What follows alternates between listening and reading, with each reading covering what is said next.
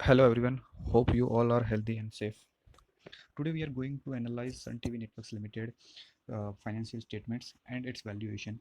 So currently the company's per share price is on the in the NSE is 475 rupees per share, which is comes to the market cap is around 18,794 crores.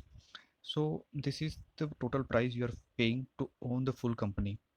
Now let's understand, if you purchase the full company 100%, definitely you wouldn't have that amount, otherwise you wouldn't listening this video.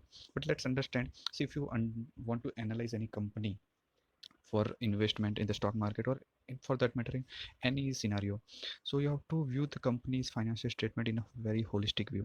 So that was the thing. So what you're paying for the 100% stake of the company is 18,794 crores. In return, what you're going to get is its company's assets and liabilities.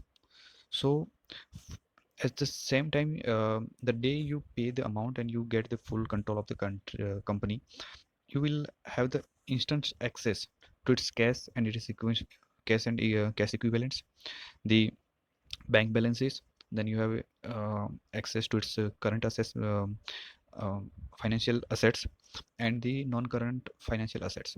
So let's look at those portion first. So you will receive the cash, 405 crores.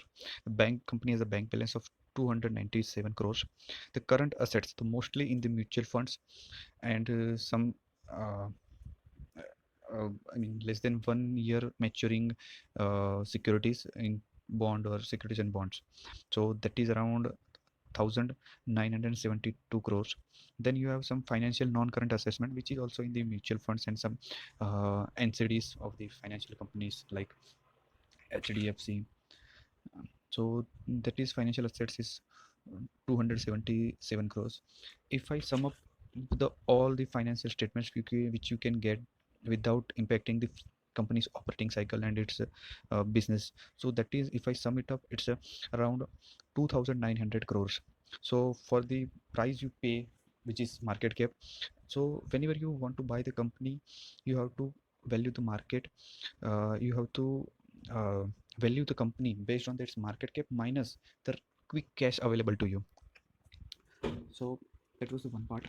The second, apart from the cash, what you are going to get from the company, how the company's operation is performing. So company has employed the property, plant and equipment around 650 crore. The working capital, that is you have to also consider, which is 66 crore.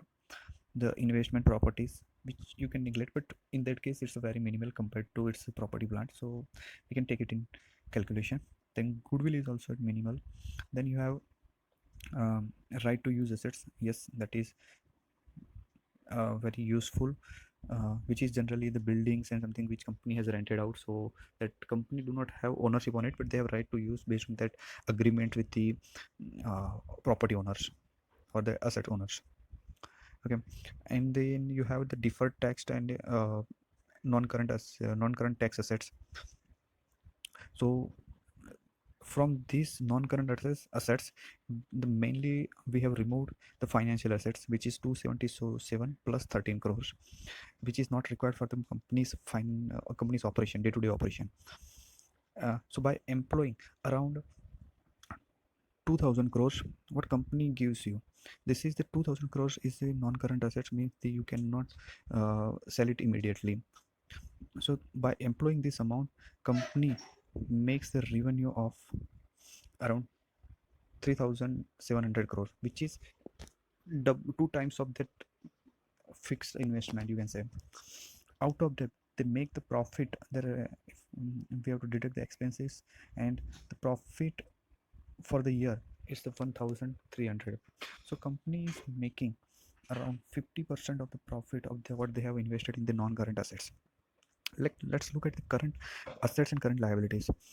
So company, uh, yes, so this is the current liabilities. So there are 611 crores which company has to pay within 1 year. uh, it could be their trade payables, what material they were the um, content they have got from their suppliers, they have to pay within 1 year, and that is around 316 crore. So if the total current liabilities are 611 crore, whether the company is able to pay that current liabilities or not, that we can check it from the current assets. The company has current assets of 4,274 crores. Means company can easily pay.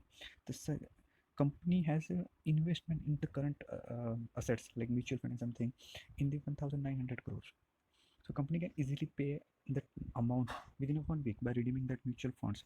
Company has bank available bank balance which is around 50% cash, and if I consider the cash and bank balance, that is also sufficient to pay that current liability.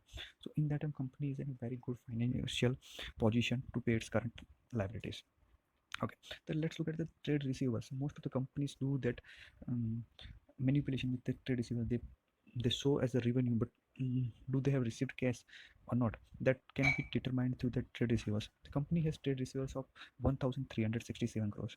How many percentage it is from of the total revenue? So as we have seen, the company's revenue is 3,780 crores.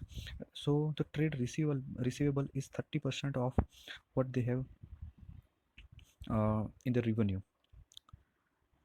So which is also a good situation. 30%, around 30% is not that bad. So company will be able to receive that in within a 1 year. Okay, so and another thing which I look first in the any annual report, which is contingent liabilities.